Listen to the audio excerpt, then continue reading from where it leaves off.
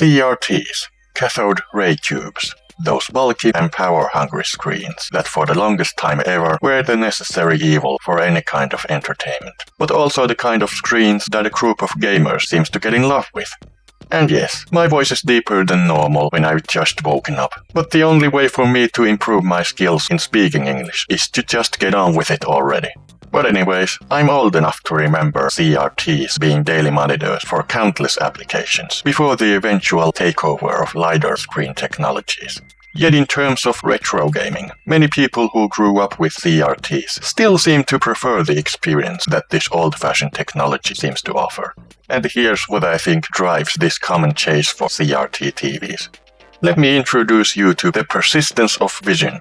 For simplicity, imagine as if you were to look at this photo with this many horizontal bars going up and down in front of the photo real fast. You might want to look away if you have epilepsy. Skip to this part if you don't want to risk it. Also, this demonstration likely won't work if you're not watching this video at least 720p 60. But in essence, as we speed up the rate at which different parts of the image are covered, the so-called persistence of vision kicks in, meaning that you'll see this outcome as a still image, even though in reality, you're only seeing parts of the image going visible and invisible real quick.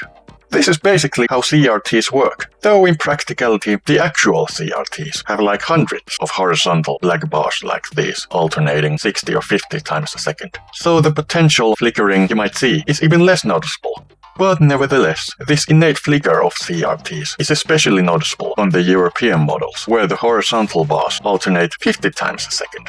In a more professional dictionary, this line alternation is called interlacing.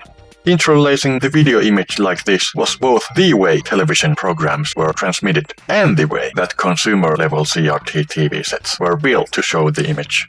It was partially a way to save bandwidth at the time of analog TV transmissions that consume more of it than modern digital transmission systems. But anywho, the flicker of those cheap CRT TVs that me and many of my peers grew up with is one of the main reasons I'm not a fan of CRT technology. Sure, CRT TVs show the image in a way that makes almost any kind of game look like 4K or 8K to some people. But for me, the downsides outweigh the positives when it comes to this old way of perceiving moving images. The flicker of my remaining CRT TV set actually strains my eyes whenever I hook my remaining PS1 into it. So I rather hook the PS1 into an HDMI converter and my 27-inch LCD screen with horizontally stretched image. And if I want to record my gameplay, I can always just fix the aspect ratio afterwards. I could try to get my hands on an optical drive and give a shot to DuckStation, though I'm really not that much of a gamer, but rather a casual thinker who's desperately trying to figure out a way to enter the global blogosphere. Bye for now.